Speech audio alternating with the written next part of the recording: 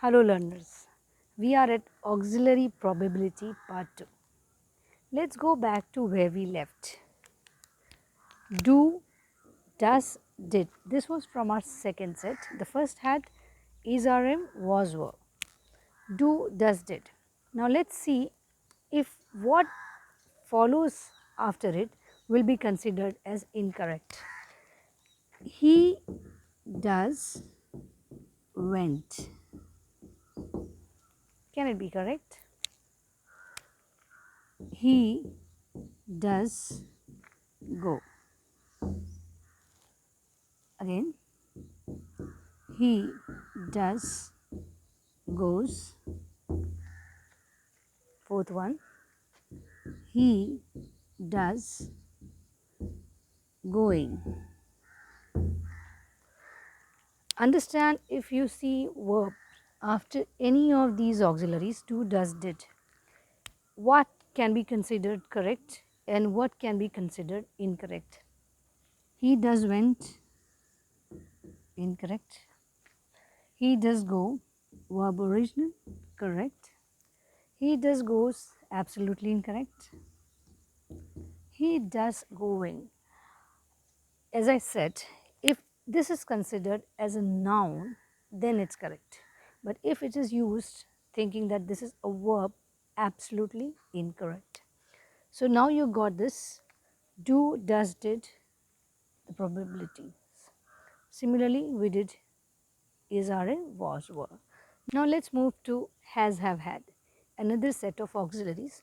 These are also called as auxiliaries of the perfect tense. Let's see how these are used.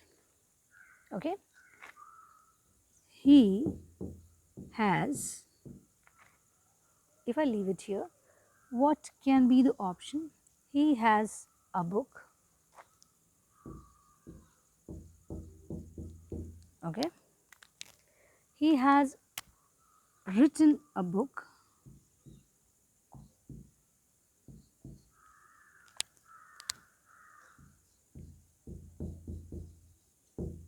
Or simply he has written.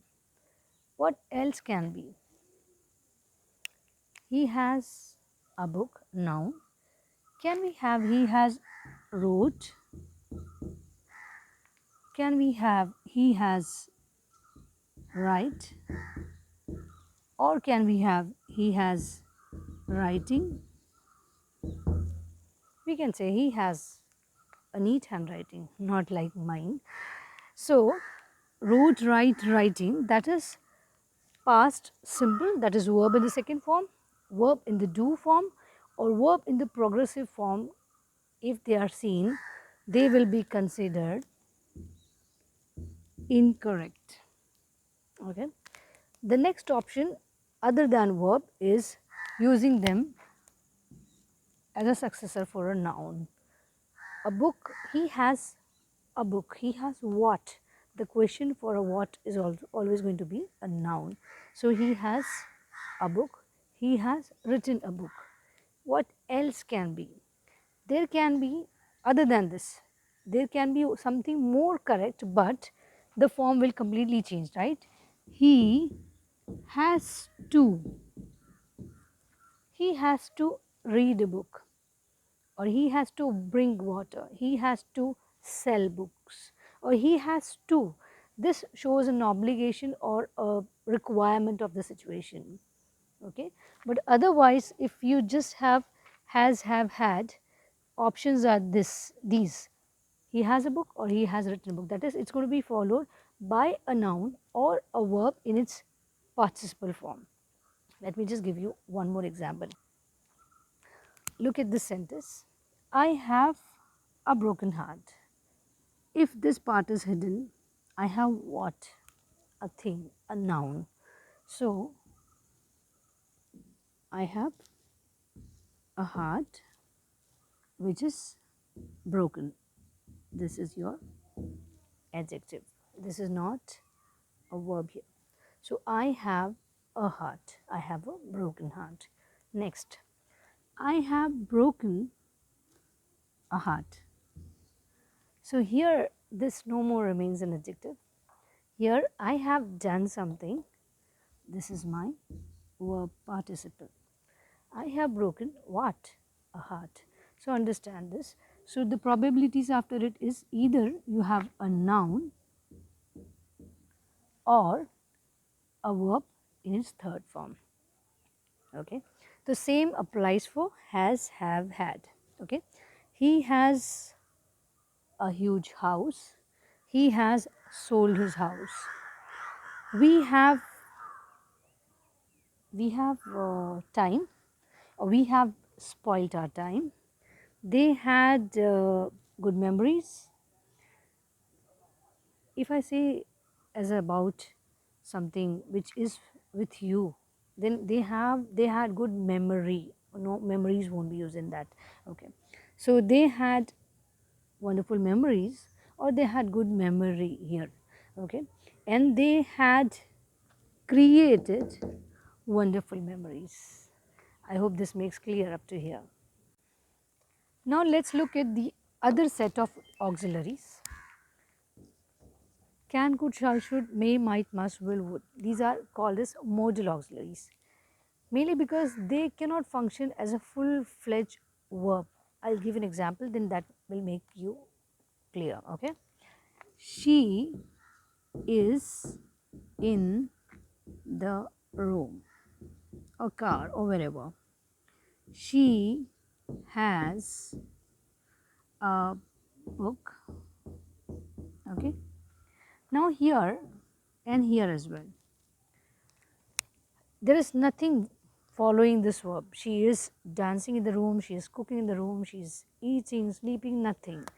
Just being there is a verb. Similarly, she has a book. She has studied the book, described the book, explained the book, purchased or sold, whatever. Nothing is there. Just she has, that is possessing or keeping that book itself is a verb. So these are the kind of verbs or auxiliaries that can function as a full-on, full-fledged verb.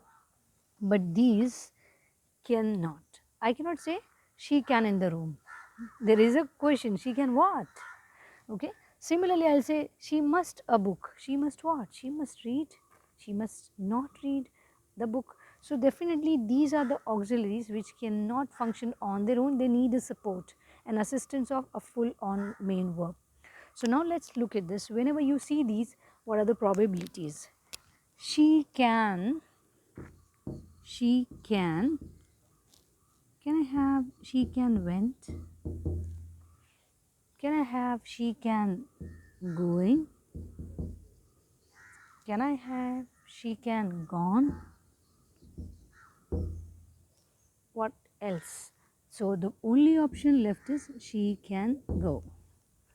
So understand this, whenever you see these can, could, shall, should, may, might, must, will, would, any other thing other than the verb original or the verb in its do form, in its pure form, okay, anything other than this is considered to be wrong. She can went, no. She can going, she can gone, absolutely wrong. She can go. Same way, she could go, she shall go, she should go, may go, might go, must go, will go, would go. You cannot have any other thing other than this. Can we have adjectives after this? She can smart, no.